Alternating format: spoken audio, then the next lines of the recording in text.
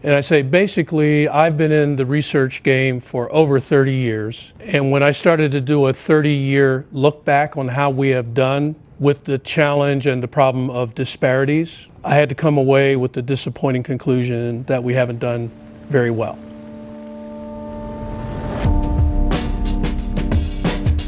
There was one thing that was very disturbing that I noticed as a young man, and I noticed it, but I never could quite figure it out. My father was dead at the age of 54. There were at least 3 other men in my neighborhood who died suddenly before the age of 60. I went to school and started studying health statistics and health behavior. I saw that life expectancy among black men was always lower than the other groups, and in fact, from the period between 1985 and 1989, life expectancy for that period for black men actually decreased. That's always been very troubling to me, and a big motivation for me is to try to unlock the key for why that's happening.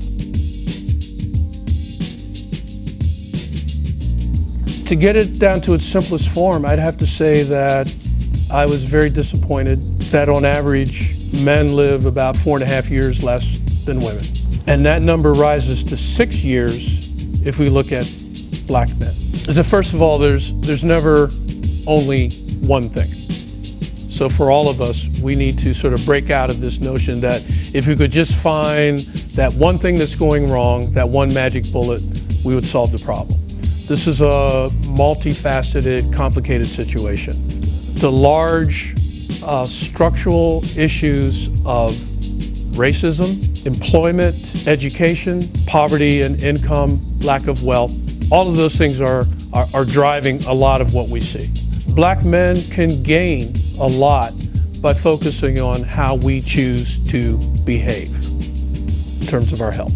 Take off the mask. We live our lives behind the mask. We don't tell the truth. I would tell all of us to reach out to someone, just one person, to talk to them about your health.